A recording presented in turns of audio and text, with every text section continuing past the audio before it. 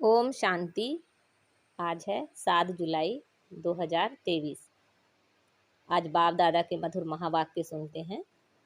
मीठे बच्चे, अर्थ सहित बाप को याद करने से ही तुम्हारे पाप नाश होंगे, आत्मा पतित से पावन बनेगी। नंबर 1 सब्जेक्ट है याद की। आज की मुरली से प्रश्न है, मनुष्यों की अर्जी क्या है और बाप उस अर्जी को कैसे पूरा करते हैं? उत्तर है, मनुष्य बाप से अर्जी करते हैं, ओ गॉड फादर, हमें पापों से मुक्त करो। ओ रहम दिल बाबा, रहम करो। बाबा सभी की अर्जी सुनकर स्वयं आते हैं और पापों से मुक्त होने की युक्ति बताते हैं। बच्चे, तुम मुझे याद करो। सिर्फ बाप की महिमा गाने से कोई फायदा नहीं, चरित्र गाने नहीं हैं, लेकिन राजयोग सीखकर चरित्रवान बनना है। आज मुरली में गीत बजा है, भोलेनाथ से निराला कोई और नहीं। ओम शांति। यह महिमा किसकी सुनी? बिगड़ी को बनाने वाले की। आदि मध्य अंत की नॉलेज सुनाने वाला वह है उच्च ते उच्च। जब कोई समझने के लिए आते हैं तो हमेशा उनको पहली बात समझानी है कि उच्च ते उच्च भगवान गाया जाता है। उच्च ते उच्च उनका नाम भी है। उच्च ते उच्च उनका ठाव रहने का स्थान भी है। ग्रंथ में भी है, ऊंचा जिसका नाम, ऊंचा जिसका ठाव, उच्च ते उच्च रहने वाले हैं परम पिता परमात्मा। वह है निराकारी दुनिया, जहाँ निराकार परम पिता परमात्मा रहते हैं। फिर नीचे है आकारी और साकारी दुनिया। तो पहले पहले परिचय उनका देना है। परम पिता परमात्मा तो है ही ट्रूथ, वह है रचयिता। फिर है उनकी रचना, उच्च ते उच्च बीज रूप। फिर उनके नीचे सूक्ष्म वतनवासी ब्रह्मा विष्णु शंकर। वह है रचना, रचयिता सबके ऊपर है। वह रचयिता है बाप, बाकी है रचना। सब एक परम पिता परमात्मा की संतान हैं, इसलिए हम आत्माएं सब भाई भाई ठहरे। तो परम पिता परम धाम में रहते हैं, उनको ही परमात्मा कहा जाता है। शारीरिक पिताएं तो बहुत है ना, पहले पहले परिचय देना है रूहानी बाप का। उनकी है सब रचना, चित्रों पर भी ध्यान खिंचवाना है। पहले पहले हैं उच्च ते उच्च परम पिता परमात्मा, जिसको मनुष्य सृष्टि रूपी झाड़ का चैतन्य बीज रूप कहा जाता है। वह सत चित आनंद स्वरूप है। सत अर्थात सच कहने वाला। आत्मा भी सत है, वह भी जलती मरती नहीं। सत के बच्चे भी सच्चे होने चाहिए। तुम पहले पहले देवी देवता सच्चे थे। सचखंड स्थापन करने वाला सच्चा बाबा है। ऐसे नहीं कि परम पिता परमात्मा झूठ खंड स्थापन करते हैं, नहीं, सचखंड था, फिर यह भारत झूठ खंड बना है। सच्चा है परम पिता परमात्मा। पतित बनाने वालों को सच्चा नहीं कहेंगे और सब हैं झूठे। 5 विकार रूपी माया रावण झूठा बनाती है। राम सच्चा, रावण झूठा। रावण ही भारत को झूठा बनाते हैं। कहानी सारी भारत पर है। समझाना है भारत स्वर्ग था, अब नर्क है। बाप को स्वर्ग बनाने वाला व स्वर्ग का रचयिता कहा जाता है। महिमा भी भारत की ही है। आदि मध्य अंत का ज्ञान तुमको सुनाते हैं, जिससे तुम त्रिकालदर्शी बनते हो। इसको कहा जाता है स्वदर्शन चक्र। तुम जानते हो कि हम आत्माएं फिर से परम पिता परमात्मा से वर्षा ले रही हैं। गाया भी जाता है, आत्माएं और परमात्मा अलग रहे बहुकाल। अभी यह मिलन बहुत सुंदर मंगलकारी है। तुम पहले पहले बाप का परिचय देते हो। रचयिता बाप को सर्वव्यापी कहने से फिर यह सिद्ध नहीं होता कि हम सब बच्चे हैं। बच्चे ऐसे नहीं कहेंगे कि हम सब परमपिता परमात्मा हैं। सर्वव्यापी कहने से बाप के साथ वह लव नहीं रहता, ना बुद्धि योग रहता है। भारत का प्राचीन योग मशहूर है। वास्तव में बुद्धि का योग लगाना है बाप से। सर्वव्यापी है तो फिर योग किससे लगाएं? क्या अपने आप से लगाएं? कोई अर्थ ही नहीं निकलता। यहाँ तो तुम अर्थ सहित जानते हो। बाप खुद कहते हैं, मेरे साथ योग लगाने से तुम्हारे विकर्म विनाश होंगे। विकर्म तो होते रहते हैं। संपूर्ण कर्मातीत अवस्था अंत में होगी। जब ज्ञान का अंत होगा तब रिजल्ट निकलेगी। स्कूल में भी कोई किस सब्जेक्ट में तीखे जाते हैं, कोई किस में तीखे जाते हैं। सहज सब्जेक्ट है याद की। बाप को याद किया जाता है। याद से फिर आत्मा अच्छी होगी, बर्तन साफ होगा। आत्मा जो इम्प्योर बनी है वह प्योर बन जाएगी। उच्च ते उच्च बाप आकर पढ़ाते हैं और उच्च ते उच्च पद प्राप्त कराते हैं। तुम मनुष्य से देवता बनते हो। समझते हो कि बरोबर आदि सनातन देवता धर्म था। उनको हिंदू नहीं कहेंगे। भारत का नाम बदलकर हिंदुस्तान नाम रख दिया है। आदि सनातन पवित्र देवी देवता धर्म था, जिसको वैकुंठ अथवा स्वर्ग कहा जाता है। वह तो सतयुग है। उनको कहा जाता है नई दुनिया। उनको रचने वाला बाप है। वह है निराकार। सभी कहते भी हैं ओ गॉड फादर। वह उच्च ते उच्च रहते हैं। ब्रह्मा विष्णु शंकर को सूक्ष्म देह मिली हुई है। उनको सूक्ष्म लोक कहा जाता है और वह है शांति धाम, साइलेंस वर्ल्ड। यह है स्थूल वतन। तो पहले पहले जब कोई भी आते हैं तो उनसे फॉर्म भरवाना है। आत्मा का बाप कौन है? उच्च ते उच्च तो भगवान को ही कहा जाता है। साधु संत आदि सब प्रार्थना करते हैं। प्रार्थना को रिक्वेस्ट भी कहा जाता है।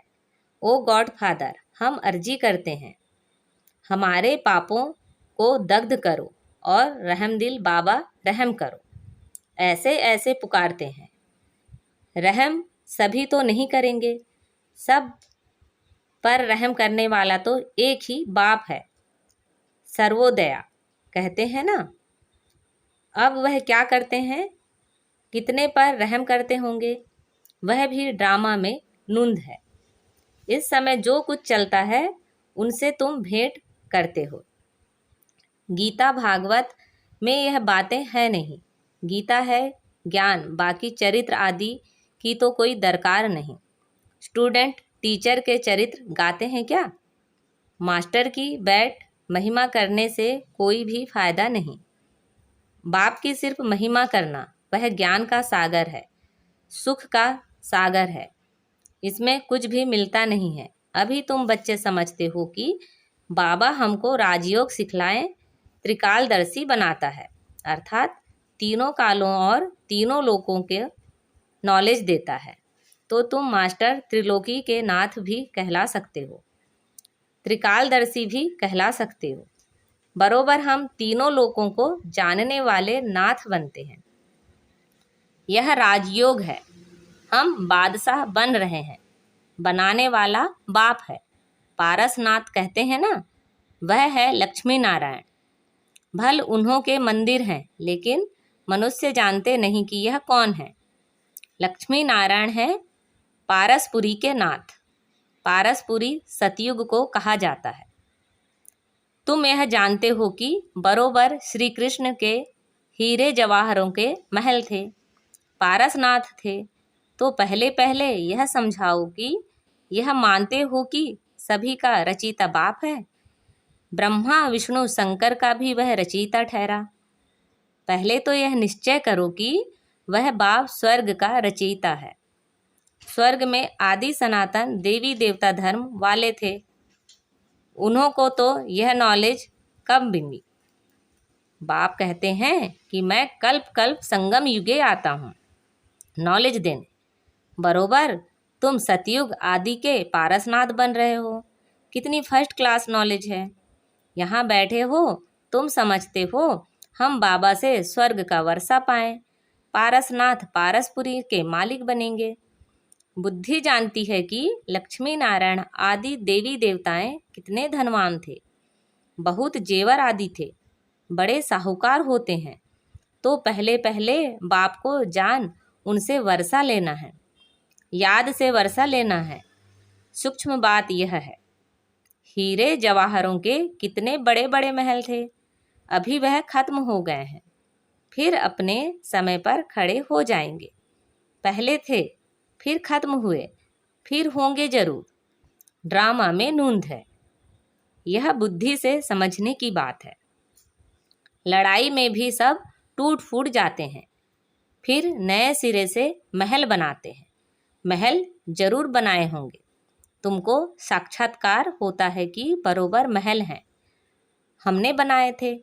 ऐसे नहीं कि सागर के नीचे चले गए जो अब निकलने हैं, नहीं, यह तो ड्रामा का चक्र फिरता रहता है। वह समझते हैं कि लंका रावण की अथवा सोने की द्वारिका नीचे चले गई है जो फिर निकलेगी, परंतु ऐसे तो है नहीं। अभी तुम द्वारिका के मालिक बन रहे हो। कितने माला माल थे, धन दौलत सब था, अब सब गायब हो गया है, सब ले गए। फिर ऐसे नहीं होगा। पहले पहले बाप का परिचय देकर फिर चक्र का राज समझाना है कि यह कैसे फिरता है। सतयुग की स्थापना बाप ही करेंगे। अब बाबा सम्मुख बैठ कहते हैं कि मुझे याद करो। इस याद की योग अग्नि से ही तुम पतित से पावन बनते हो और कोई उपाय नहीं है। योग अग्नि से आत्मा पतित से पावन बनती है। पतित पावन बाप ही आकर पावन दुनिया स्थापन करते हैं। फिर तुम गंगा के लिए क्यों कहते हो कि यह पतित पावनी है? जब तब गंगा स्नान आदि करना, यह सब भक्ति मार्ग की सामग्री। भक्ति मार्ग पहले अव्यभिचारी था, फिर व्यभिचारी बना है। आधा कल्प लगा है व्यभिचारी बनने में। 16 कला से 14 कला, फिर कलाएं कम होती जाती है। यह ज्ञान सागर बाप समझाते हैं। ब्रह्मा विष्णु शंकर को ज्ञान सागर मनुष्य सृष्टि का बीज रूप नहीं कहा जाता। परम पिता कहने से बुद्धि ब्रह्मा विष्णु शंकर तरफ नहीं जाती है। आत्माएं परम पिता परमात्मा को ही याद करते रहती है जब उन्हों को दुख होता है। सतयुग में सुख है तो कोई भी पुकारता नहीं। अब आत्माएं जानती हैं कि आधा कल्प से दुख पाया है, अभी फिर स्वर्ग में जाएंगे, वहाँ कोई भी दुख नहीं, इसलिए सतयुग में बाबा को याद करने की दरकार नहीं पड़ती। ड्रामा अनुसार बाबा हमको सुख का वर्षा देकर ही जाएंगे। मनुष्य जब बूढ़े होते हैं तो वानप्रस्थ में जाकर बैठते हैं, गुरु करते हैं। यहाँ तो बाप स्वयं आकर सदगुरु बनते हैं, कहते हैं कि तुम सबको साथ ले जाऊंगा। ऐसे और कोई भी कह ना सके। साथ में तो कोई भी नहीं ले जाएंगे, हर एक को पुनर्जन्म जरूर लेना पड़े। पार्ट में तो आना ही है। मैं तो घड़ी घड़ी जन्म नहीं लेता हूँ। अगर मैं भी घड़ी घड़ी जन्म लूँ तो तमो प्रधान बन जाऊँ। आत्मा ही इम्प्योर बनती है, आत्मा में खाद पड़ती है। गोल्डन एज, सिल्वर एज अक्षर अभी है, बरोबर अभी आयरन एज है। अब संगम है, बाप को जरूर आना ही है पुरानी सृष्टि को नया बनाने। यह बाप का ही काम है। बाप ही पतित पावन है, अर्थात सृष्टि को बदलने वाला है। सृष्टि का रचयिता नहीं, बदलने वाला है। रचने वाला कहने से मनुष्य समझते हैं बड़ी प्रलय होती है।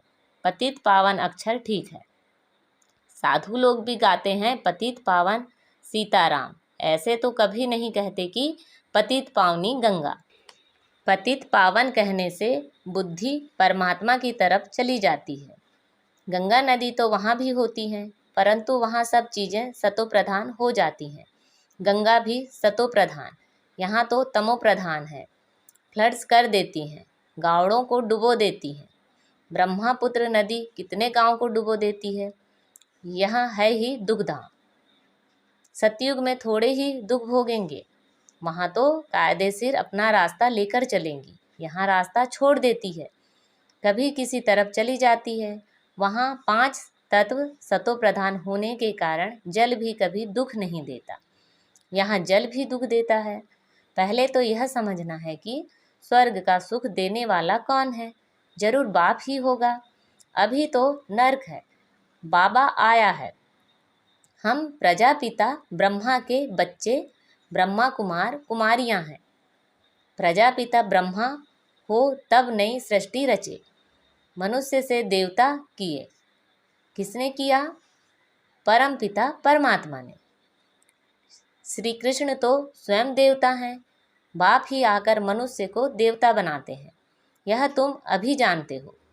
आगे तो सिर्फ गाते थे मनुष्य से देवता किए, जानते नहीं थे कि सतयुग किसने स्थापन किया, रचयिता कौन है। सतयुगी सृष्टि फिर कलयुगी बन जाती है। तो तुम बच्चे समझ गए हो कि यह बड़ा मांडवा है आकाश तत्व का, इसमें खेल होता है। ओपन स्टेज चाहिए ना, मनुष्य पाठ बजाते हैं तो रोशनी भी चाहिए। इसके लिए फिर सूरज चांद सेवा करते हैं, सितारे भी चमकते हैं। जब रात होती है तो रोशनी अर्थात सुख देते हैं, इसलिए सूर्य देवता चांद देवता कहते हैं। रोशनी आदि का सुख देते हैं ना। अच्छा, मीठे मीठे सिखी लदे बच्चों प्रति माता पिता बाप दादा का याद प्यार और गुड मॉर्निंग। रूहानी बाप की रूहानी बच्चों को नमस्ते। हम सब रूहानी बच्चों की रूहानी माता पिता बाप दादा को याद प्यार, गुड मॉर्निंग और नमस्ते। आज की मुरली से धारणा के लिए मुख्य सार हैं। ड्रामा के चक्र को यथार्थ रीति समझकर पुरुषार्थ करना है। बाप समान रहमदिल बन सभी पर रहम करना है। बाप सचखंड स्थापन कर रहे हैं, इसलिए सच्चा होकर रहना है। बाप की याद से आत्मा को स्वच्छ बनाना है। आज बाबा ने हमें वरदान दिया है, सेवा की भावना द्वारा अमर फल प्राप्त करने वाले सदा माया के रोग से मुक्त भव। जो बच्चे संगम युग पर प्रभु फल, अविनाशी फल, सर्व संबंधों के स्नेह के रस वाला फल खाते हैं, वे सदा ही माया के रोग से मुक्त रहते हैं। और फल तो सतयुग में भी मिलेंगे और कलयुग में भी मिलेंगे, लेकिन सेवा की भावना का प्रत्यक्ष फल, प्रभु फल अगर अभी नहीं खाया तो सारे कल्प में नहीं खा सकते। यह फल ईश्वरीय जादू का फल है, जिस फल को खाने से लोहे से पारस तो क्या लेकिन हीरा बन जाते हैं। यह फल सर्व विघ्नों को समाप्त करने वाला अमर फल है। आज का स्लोगन है, अपकारियों पर भी उपकार करने वाले, निंदक को भी मित्र समझने वाले ही बाप समान हैं। अच्छा, ओम शांति।